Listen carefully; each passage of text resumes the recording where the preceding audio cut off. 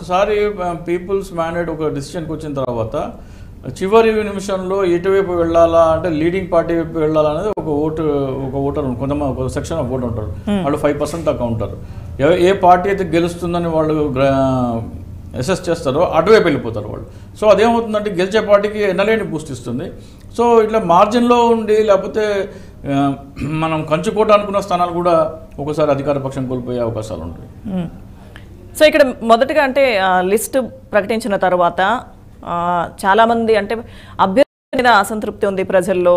ఇక్కడ బీఆర్ఎస్ ఒక wrong step వేసింది అన్న చర్చ బాగా నడిచింది సార్. ఏదైతే లిస్ట్ బయటకు వచ్చిన తర్వాత కేసీఆర్ అభ్యర్థులు ప్రకటించిన తర్వాత ఎవరి మీద అయితే వ్యతిరేకత ఉందో మళ్ళీ వాళ్ళకే టికెట్లు ఇవ్వడం జరిగింది. సో ఖచ్చితంగా అది దాని ఎఫెక్ట్ ఉంటుంది అన్న వార్తలు వచ్చాయి అప్పుడు. అంటే 10 సంవత్సరాల పరిపాలన మీద వ్యతిరేకత డెఫినెట్గా ఉంటుందండి.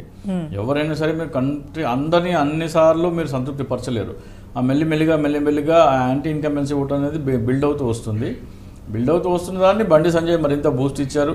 కాకపోతే బండి సంజయ్ వెనక్కి తగ్గడంతో ఆయన క్రియేట్ చేసిన యాంటీ ఇన్కంబెన్సీ ఓటు ఇది కాంగ్రెస్కి షిఫ్ట్ అయింది. సో అక్కడ ఇంకా మరి ముఖ్య విషయం ఏంటంటే తెలుగుదేశం పార్టీ మేము కాంగ్రెస్ని గెలిపిస్తాము అని చెప్తూ వాళ్ళు చాలా వ్యాఖ్యలు చేశారు. సో తెలుగుదేశం పార్టీ ఎక్కడైతే స్ట్రాంగ్గా ఉంటుందో అక్కడ బీఆర్ఎస్ లీడింగ్లో ఉంది. అంటే ట్విన్ సిటీస్ కానీ రంగారెడ్డి కానీ బీఆర్ఎస్ ఆధిక్యంలో కనబడుతుంది. అంటే తెలుగుదేశం ప్రభావం కాంగ్రెస్ని గెలిపించడంలో తెలుగుదేశం చూపిస్తున్న ప్రభావం ఏమీ కనబడట్లేదు. అలాగే బార్డర్ జిల్లాలైన ఖమ్మం కానీ నల్గొండ కానీ ఆ ప్రాంతాల్లో కూడా కాంగ్రెస్ లీడ్లో ఉంది. అంటే తెలుగుదేశం ఎక్కడైతే స్ట్రాంగ్గా ఉందో మేము గెలిపిస్తాము కాంగ్రెస్ అని వాళ్ళు డబ్బా కొట్టుకోవడానికి లేదు, అది కూడా న్యూట్రలైజ్ అయిపోయింది. ఈ ఫలితాలు చూస్తే తెలుగుదేశం గెలిపించినట్టు ఏమీ కనబడలేదు మనకి. ఓకే సార్, అయితే జనసేన బీజేపీ అంటే నాకు 4 స్థానాల్లో లీడ్లో ఉంది మనం చూస్తున్నాం. అంటే బీజేపీ ఇప్పుడు 6 స్థానాలు లీడ్కి వచ్చింది సార్. బీఆర్ఎస్ 39, కాంగ్రెస్ 63 స్థానాల్లో లీడ్లో ఉంది. ప్రజెంట్ ఉన్న లీడ్స్ మనం చూస్తే ఎంఐఎం 6 స్థానాలకు వచ్చింది సార్, ఇతరులు 1 స్థానంలో ఉన్నారు. సో ఎక్కడ జనసేన పేరు ఎక్కడ వినిపించడం లేదు సార్. 8 స్థానాల అభ్యర్థులు నిలబెట్టారు. సో దీనికి సంబంధించి మీరు చాలా విశ్లేషణలో చెప్పారు. ఫలితాల్లో కూడా మరి ఏంటి సార్, ఇప్పటి వరకు అందరు అకౌంట్స్ ఓపెన్ అయినట్టున్నాయి కానీ ఎక్కడ కనిపించట్లేదు. బీజేపీలో కలిపి ఉంటుంది కానీ ఇక్కడ ఏం కనబడట్లేదు మనకి. నేనేం చెప్పానంటే జనసేన పార్టీ ఎక్కడైనా సరే డిపాజిట్ దక్కించుకుంటే ఉదయం 7 గంటల నుంచి సాయంత్రం రాత్రి 12 గంటల దాకా వాళ్ళ కార్యాలయం ఎదుట టపాసాలు కాల్చుకోవచ్చు అని చెప్పారు. అలాగే ఆంధ్రలో కాబట్టి జనసేన ఓడిపోయింది, అదే తెలంగాణలో అయితే మా దమ్ము చూపిస్తాము, కళ్యాణ్ బాబు కల్ట్ చూపిస్తాము అన్న వాళ్ళు ఈ రోజున వాళ్ళ మొహాలు ఎక్కడ పెట్టుకుంటారో చూడాలి. అలాగే ఇక్కడ ముఖ్య విషయం ఏంటంటే ఇక్కడ మనం చూస్తే కూకట్పల్లి, ముఖ్యంగా కూకట్పల్లిలో తెలుగుదేశం ఓటర్లు జనసేనకి ఓటు వేసారా లేదా అనేది మనం ఇంకా క్లియర్ ఫిగర్స్ రావాల్సిన అవసరం ఉంది. అక్కడ ఒకవేళ 2వ స్థానంలో వచ్చినా సరే మనం కొద్దిగా కన్సిడరేషన్ ఇవ్వచ్చు, తెలుగుదేశం ఓటర్లు జనసేనకు వేశారని. జనసేన 3వ స్థానంలో ఉంటే లేదా డిపాజిట్ కోల్పోతే మాత్రం ఖచ్చితంగా అంటే 70,000 మార్క్. గతసారి ఎన్నికల్లో హరికృష్ణ గారి కుమార్తె సుహాసిని గారికి 70,000 వచ్చినాయి టీడీపీ తరఫున ఓట్లు. ఆ ఓటు మార్క్ అంటే తక్కువ వస్తే కనుక ఆ స్థాయిలో వాళ్ళు ఓటు వేయలేదు, కాంగ్రెస్కి ఓటు వేశారని చెప్పేసి మనము అనుకోవచ్చు. ఓకే సార్, అయితే కాంగ్రెస్కి సంబంధించి కూడా వాళ్ళ అభ్యర్థుల్ని కాపాడుకునే ప్రయత్నంలో కాంగ్రెస్ బాగా ఉన్నట్టు తెలుస్తుంది సార్. నిన్న రాత్రి నుంచి జరుగుతున్న హడావుడి మనం చూస్తే ఇంకా డీకే శివకుమార్ వచ్చి ఇక్కడే హోటల్లో బస చేశారు. ఆయన అభ్యర్థులందరూ కూడా హైదరాబాద్ వచ్చేయాలి అని చెప్పి. అంటే ఒక రకమైన చర్చ ఏంటంటే సార్, కొన్ని మీడియా ఛానల్స్లో వస్తుంది ఏంటి అంటే బీఆర్ఎస్ ఆల్రెడీ ఇప్పటికే కొంతమంది ఓడిపోతామని తెలిసి కాంగ్రెస్ వాళ్ళతో టచ్లో ఉంది. సో వాళ్ళ అభ్యర్థులను వాళ్ళు కాపాడుకోవడానికి అభ్యర్థులందరూ అందుబాటులో ఉండాలి, ఇమ్మీడియట్గా హైదరాబాద్ వచ్చేయాలి అని చెప్పారని తెలుస్తుంది. నిజమేనా సార్ అట్లా? అంటే అటువంటి పరిస్థితులు ఉన్నాయంటే గతంలో అనుభవం కొద్దీ అంటే ఎస్పెషల్లీ గోవాలో ఇలాంటివి జరుగుతూ ఉంటుంది. వాళ్ళు అత్యధిక స్థానాలు గెలుచుకున్నప్పటికీ ఇట్లా ఎత్తుకుపోవడం జరిగింది. అలాగే కర్ణాటకలో ప్రభుత్వం మార్పిడి ఇలా జరిగింది, అలాగే మధ్యప్రదేశ్లో అలాగే జరిగింది. కాబట్టి ఆ అనుభవాల నేపథ్యంలో వాళ్ళు ముందు జాగ్రత్త చర్యగా ఒకవేళ నేను చెప్పాను కదా 65 కంటే తక్కువ ఉంటే కనుక ఈ హార్స్ రేటింగ్కి అవకాశాలు ఉంటాయి. కాబట్టి వాళ్ళ జాగ్రత్త వాళ్ళు చూసుకుంటున్నారు. 65 దాటేలాగానే కనబడుతుంది మనకైతే. కాంగ్రెస్ 66 లీడ్ ఉంది ఇంకో ఛానల్లో, మన దగ్గర 63 చూపిస్తుంది కానీ అది 66 ఇంకో ఛానల్లో చూపిస్తుంది. బీజేపీకి తక్కువ చూపిస్తుంది అక్కడ. సో ఇంకొక గంట పోతే మనకి క్లారిటీ వస్తుంది. ఓకే. సో అంటే కాంగ్రెస్ నుంచి అట్లా వెళ్ళడానికి ఎవరైనా బీఆర్ఎస్ కి రెడీగా ఉండే పరిస్థితులు ఉంటాయంటారా? అంటే వీళ్ళు ఇంత పకడ్బందీగా ఏర్పాట్లు చేస్తున్నారు. ఏం చెప్పలేము. అంటే ఇప్పుడు వాళ్ళు గెలిచే బార్డర్లో గెలిస్తే కనుక కొద్దిగా అటు ఇటు అయ్యే ఛాన్స్ ఉంది. 65 దాటి అంటే 66 పైబడి ఉంటే కనుక అవకాశాలు తక్కువ. సో చూద్దాం, మనం ఇంకా ఒక గంట పోతే మనకు క్లారిటీ వస్తుంది. నాకు తెలిసి 65 ఈజీగా దాటుతారు అనిపిస్తుంది కాంగ్రెస్. ఏ ట్రెండ్స్ కొనసాగుతాయి మనకి ఈజీగా 65 దాటుతుంది కాంగ్రెస్ అని చెప్పేసి మనం. కొన్ని కీలక స్థానాలు మనం చూసుకుంటే కనుక దుబ్బాకలో మరి బీఆర్ఎస్ ఆధిక్యం కనిపిస్తుంది సార్. ఇంకొకటి గోషామహల్లో ఇప్పుడు మనం చూస్తున్న బ్రేకింగ్ లో మాత్రం గోషామహల్ రాజాసింగ్ వెనుకంజ, ఎందుకంటే అది చాలా తక్కువ మంది ఊహిస్తారు రాజాసింగ్ వెనుకంజలో ఉంటారు అని. సో ఏమనుకోవచ్చు సార్, చెప్పలేమంటారా? లాస్ట్ టైం కాంగ్రెస్ అంటే ఇక్కడ ఏమవుతుందంటే హిందూ ఓటు మొత్తం ఆయన కన్సాలిడేట్ చేస్తారు. కాంగ్రెస్ వీక్గా ఉంటే ఆయన గెలిచే అవకాశం ఉంటుంది. కాంగ్రెస్ స్ట్రాంగ్ అవుతే ఏమవుతుందంటే హిందూ ఓట్లు కూడా డివిజన్ వచ్చి బీజేపీ రాజాసింగ్కి అది వ్యతిరేకత వచ్చే అవకాశం ఉంది. సో కాంగ్రెస్ రాష్ట్రం అంతటా కాంగ్రెస్ గాలి వీస్తున్న నేపథ్యంలో అక్కడ కాంగ్రెస్ ఓటు కన్సాలిడేట్ అయితే డెఫినెట్గా రాజాసింగ్కి అది కొద్దిగా నిరాశాజనకంగా ఉంటుంది. ఓకే. ఉమ్మడి ఖమ్మం అలాగే నల్గొండలో ఇప్పటివరకు అయితే కాంగ్రెస్ క్లీన్ స్వీప్ అండి. మొత్తం 9 స్థానాల్లో కాంగ్రెస్ ఒక దాంట్లో సిపిఐ ఆధిక్యంలో ఉంది. కొడంగల్లో రేవంత్ రెడ్డి 10,350 కోట్లతో ఆయన లీడ్లో ఉన్నారు. కామారెడ్డి కూడా లీడ్లో ఉన్నారు.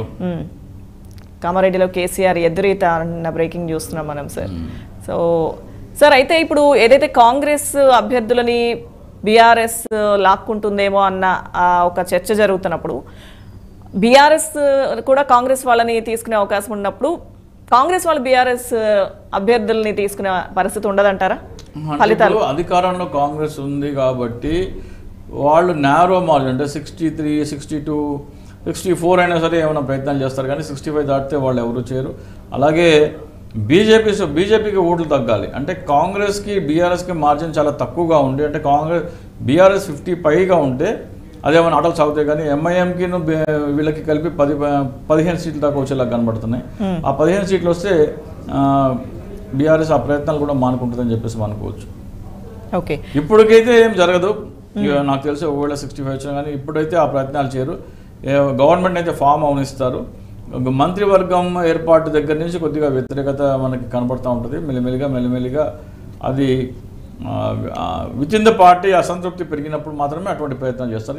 ఏమంటే ఇమ్మీడియట్లీ ఆఫ్టర్ ఎలక్షన్ అయితే అటువంటి ప్రయత్నాలు చేస్తారని నేనైతే అనుకోవట్లేదు. లోక్సభ ఎన్నికల తర్వాత ఏమైనా ప్రయత్నాలు చేస్తే చేయొచ్చు. Okay sir. అయితే అంటే కేటీఆర్ మాట్లాడిన వ్యాఖ్యలు ఇక్కడ కొంత చర్చనీయాంశం అవుతున్నాయి సార్. ఎందుకంటే ఎక్కువ మెజారిటీ రాకపోయినా కానీ మ్యాజిక్ ఫిగర్ కానీ ఇటువంటి రాకపోయినా కానీ మేమే అధికారంలోకి వస్తాము అని అంటే ఆల్రెడీ కాంగ్రెస్ అభ్యర్థులతో మాట్లాడేసి ఉంటారు, అందుకే అంత ధీమాగా ఆయన అధికారంలోకి వస్తాము అని చెప్తున్నారన్న ఒక చర్చ నిన్నటి నుంచి కూడా బాగా నడుస్తుంది. లేదండి, అటువంటి అవకాశాలు ఇక్కడ 67 చూపిస్తుంది ఒక ఛానల్లో. కాంగ్రెస్ అటువంటి ఆశలు ఏమైనా ఉంటే ఇప్పుడు వాళ్ళు వదులుకోవడం మంచిది. అటువంటి అవకాశాలు కూడా ఏమి కనపడట్లేదు. ఓకే. సో ఈసారి అంటే దుబ్బాక చూసుకుంటే సార్, దుబ్బాక మనం చూసాం రఘునందన్ రావు గారు. సో అక్కడ బీఆర్ఎస్ భారీ ఆధిక్యాన్ని కనబరుస్తుంది సార్. అంటే మెజారిటీ స్థానాలు ఇప్పుడు సింగిల్ ఒక్క సీట్కి జరిగిన ఎన్నిక వేరు, రాష్ట్ర వ్యాప్తంగా జరిగిన ఎన్నికలు వేరు. రాష్ట్ర వ్యాప్తంగా జరుగుతున్న ఎన్నికల్లో రాష్ట్ర వ్యాప్త ట్రెండ్లే అక్కడ స్థానికంగా కూడా కనపడతాయి మనకి. సో అక్కడ ఆయన మ్యాజిక్ అంటే గతంలో కూడా చాలా నేరో మార్జిన్, బై ఎలక్షన్లో కూడా చాలా నేరో మార్జిన్లో గెలిచారు ఆయన. సో ఈసారి అక్కడ ఆయన ఇది పాల్గొవచ్చు. కామారెడ్డిలో కేసీఆర్ ఎదురీత ఇది కొద్దిగా వరి. కోడంగల్లో అండ్ కామారెడ్డి రెండు చోట్ల రేవంత్ రెడ్డి గారు లీడింగ్లో ఉన్నారు. గజ్వేల్లో కేసీఆర్ లీడ్లో ఉన్నారు సార్. గజ్వేల్లో కేసీఆర్ లీడ్లో ఉన్నారు సార్. ముఖ్యమంత్రి నిలబడిన స్థానాల్లో కూడా ఓడిస్తామని చెప్పి చాలా వ్యాఖ్యలు కూడా మనం చూసాం. అవును. సో ఎవరు ఏ ధీమాతో ఆ వ్యాఖ్యలు చేస్తుంటారు అనుకోవచ్చు సార్? ఎందుకంటే అక్కడ ప్రజాభిప్రాయం ఏ విధంగా ఉందో వాళ్ళు ముందే పసిగట్టారు అనుకోవచ్చు అంటారా, లేకపోతే ఎట్లా? అంటే అంటే వీళ్ళకి కొన్ని ఇన్పుట్స్ ఉంటాయి, అలాగే క్యాడర్లో బూస్టప్ చేయడానికి కూడా కొన్ని చేస్తూ ఉంటారు. క్యాడర్లో నేను డైరెక్ట్గా ఇప్పుడు మమతా బెనర్జీ గారు కూడా అక్కడ తన ప్రత్యర్థి మీద నందిగ్రామ్లో ఆమె పోటీ చేశారు, ఓడిపోయారు. అయినప్పటికీ అదేమవుతుందంటే ఎంటైర్ క్యాడర్కి హెడ్ టు హెడ్ తీసుకున్నాను, ముఖ్యమంత్రిని తో డైరెక్ట్గా తలపడుతున్నాను ఆయన ఇంట్లోకి వెళ్ళి ఆయన ఓడిస్తాను అని చెప్పడం అనేది క్యాడర్లో ఎనలేని బూస్ట్ ఇస్తుంది. అదే ఆయనకి ఇప్పుడు రేవంత్ రెడ్డికి అంటే ఈ బట్టి విక్రమార్క రేవంత్ రెడ్డి మధ్యలో ఉన్న ఒక పోటీకి రేవంత్ రెడ్డికి మార్కులు వేయబోయేది కామారెడ్డి గెలిపే. కామారెడ్డి కనుక రేవంత్ రెడ్డి గెలిస్తే ఇంకా బట్టి విక్రమార్క దగ్గర అంతగా చెప్పుకోవడానికి ఏముండదు. సో స్వయాన కేసీఆర్ ముఖ్యమంత్రిని ఓడించారు కాబట్టి ఖచ్చితంగా రేవంత్ రెడ్డికి అవకాశం ఇస్తారు. ఓకే, సో 4న కేబినెట్ మీటింగ్ అని చెప్పినప్పుడు కూడా కొంత చర్చ నడిచింది సార్ బాగా. ఆ విధంగా ఎలా చెప్తారండి? సో దాని మీద దాసోజు శ్రవణ్ కూడా స్పందించారు. 70కి పైగా స్థానాల్లో బీఆర్ఎస్ అధికారానికి రాబోతుంది, హ్యాట్రిక్ కొడతామని చెప్పారు. అట్లాగే రాజ్యాంగం ప్రకారం జనవరి 16 వరకు తమకు అవకాశం ఉంటుంది అన్నట్టు ఆయన వ్యాఖ్యానించారు. అంటే 70 పైగా వస్తాయని చెప్పడం, మళ్ళీ 16 వరకు మాకు అవకాశం ఉంటుంది, మాకు హక్కు ఉంది అని చెప్పడం లేదు. అంటే కొద్దిగా నేరో మార్జిన్లో ఉంటే హార్స్ ట్రేడింగ్కి లేదా అటు బుజ్జగింపులకి దానికోసం టైం అది పెట్టుకుని ఉంటారు. కానీ ఈ స్థాయిలో రిజల్ట్స్ వస్తే 40-42 దగ్గర కనుక ఆగిపోతే అటువంటి ప్రయత్నాలు ఏమి చేయరు. రేపు కేబినెట్ సమావేశం పెట్టుకుని రాజీనామా చేస్తారు. ఏమన్నా రాజీనామా చేయడం కోసం కూడా పెట్టుకోవచ్చు కేబినెట్. ఓకే సార్, అయితే ఇప్పుడు ప్రజెంట్ లీడ్స్ మనం చూస్తే కనుక బీఆర్ఎస్ 39 ఉంది sir, Congress 63, BJP 6, MIM 6, others 1. ఈ ఫలితాలు ఇప్పుడు ఎంత సార్?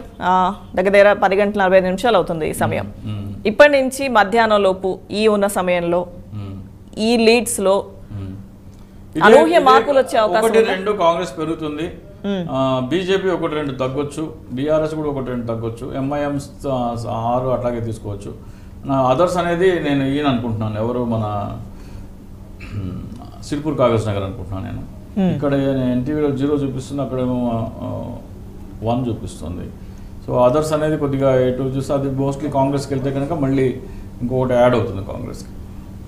ఓకే, సో కామారెడ్డిలో అయితే కొంత ఆధిక్యంలోకి కేసీఆర్ వచ్చినట్టు తెలుస్తుంది సార్. ప్రస్తుతం ఉన్న ఫలితాల్లో స్వల్ప ఆధిక్యంలో ఉన్నారు. సో మొత్తంగా ఇది ఒక కేసీఆర్ కంటే కూడా బట్టి విక్రమ గారికి గుడ్ న్యూస్ ఇది. సో ఆయన దీన్ని స్వాగతిస్తారు.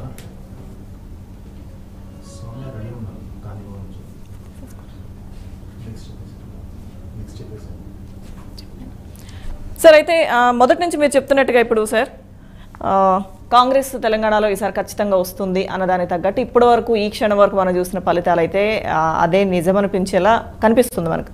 సో దీనిలో అనూహ్య మార్పులు ఏమైనా చోటు చేసుకునే అవకాశాలు ఎంతవరకు ఉన్నాయి? ఈ ట్రెండ్స్ అంటే దాదాపు ఎగ్జిట్ పోల్స్ కంటే కూడా 3 రౌండ్లది అనేది అంతకంటే భారీ శాంపుల్ ఇది. సో ఈ ట్రెండ్సే కొనసాగుతాయని చెప్పేసి అనుకోవచ్చు. ఎందుకంటే అంటే దాదాపు ఒక 1/5 ఆఫ్ ద కౌంటింగ్ పూర్తి అయిపోయిండొచ్చు. సో మనం దీన్నే మనం పరిగణలోకి తీసుకుంటే కనుక ఇవే ట్రెండ్స్ కొనసాగుతాయి. కాంగ్రెస్ ఇంకా మరింత పుంజు